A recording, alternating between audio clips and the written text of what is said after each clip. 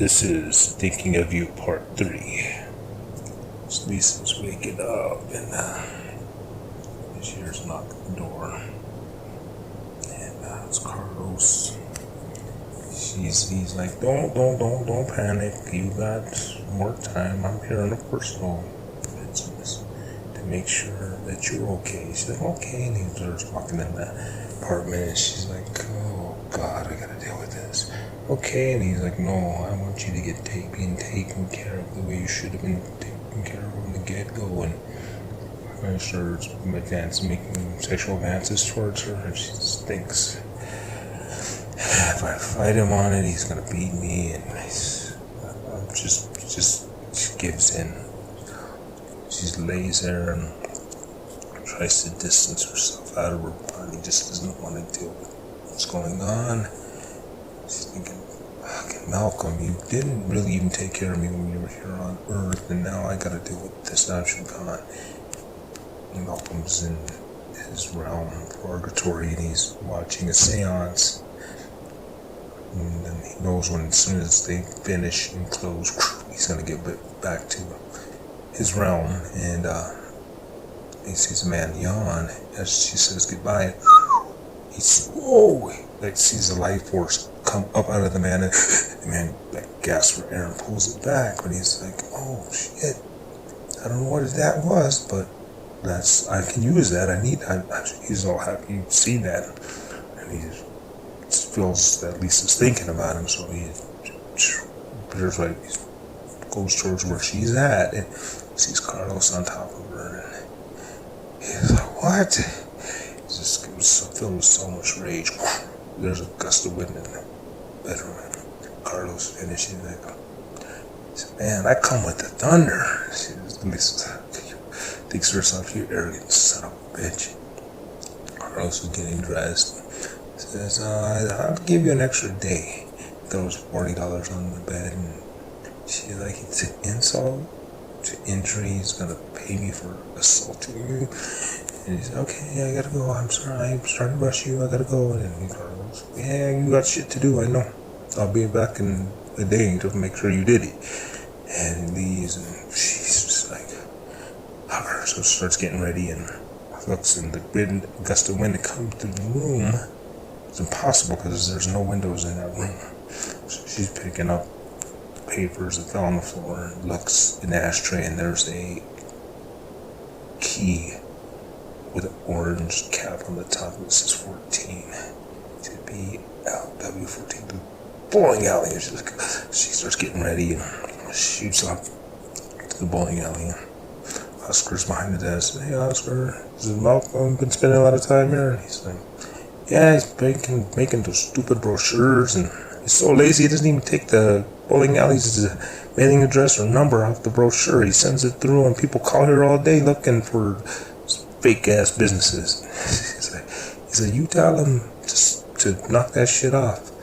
She said, I can't, and starts getting sad. Like, what's the matter? He's gone, and oh, I didn't know. Oscar's like, I didn't know. Okay, it's okay. And she just goes back to the locker and opens it up, and there's the bag with some jewelry and little ugly little trinkets, his little statuettes that he gets for her. And she's like, look at Malcolm. Throws them in her backpack, and she's out. And Oscar barely gets a chance to tell him, I'm sorry for your and she's gone out the door. So she heads over to Connie's to let her know that she got the jewelry and all. So she just has her need to be with Connie right now. Gets there, Connie looks her over and said, son of a bitch, he was touching you? And she's like, whoa, you're freaking me out now. How do you know this? And she's just like, tell you all your energy, and I can just feel it. Malcolm was here, he was upset. She's like, whoa. She's like, but he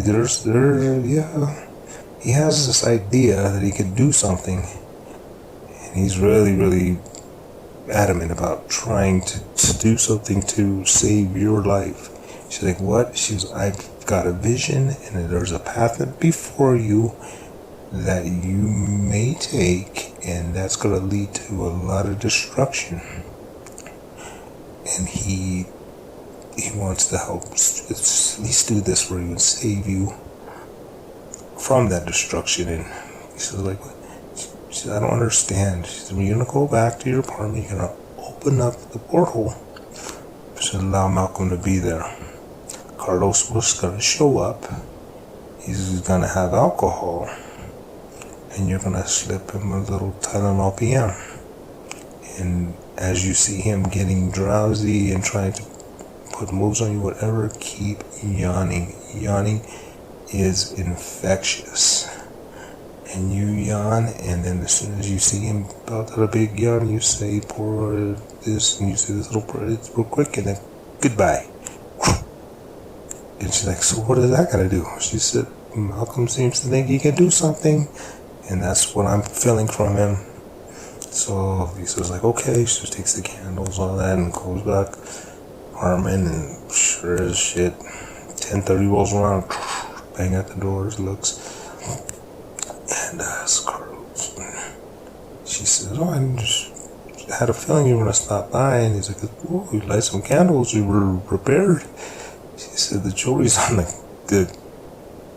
the counter right there. And Carlos was like, yeah, they told me that you called to say that you had it. She's just like, okay. And he's like, here, I brought us something to celebrate.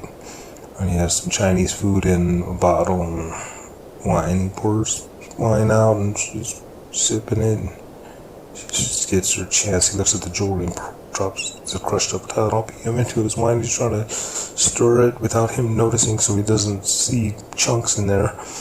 And he's like, yeah, shoot, yeah, this is it, I guess. I've never seen it before in my life. And he goes and starts drinking, and he's like, he put you in this place, and he starts talking shit about Malcolm, all the shit that he's done to her, and Lisa's just not hearing him. She's just thinking about, okay, yawn. And she keeps yawning, and he's doing it, he's like, what are you doing? You trying to tell me you're tired or something? And she yawns, and Carlos just lets out a huge yawn, and she says that, and then goodbye. Carlos's body just hits the floor. She's like, what the fuck? And she kicks him, hello? Is he asleep? Body not moving. Hello? Kicks him again. And she's like, oh shit.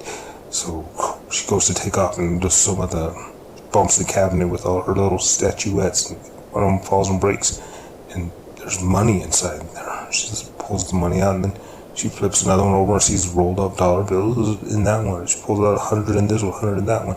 She's like, that tricky little bastard. Malcolm has been hiding money in these little ugly figurines, and I had no clue that he was stashing money inside them.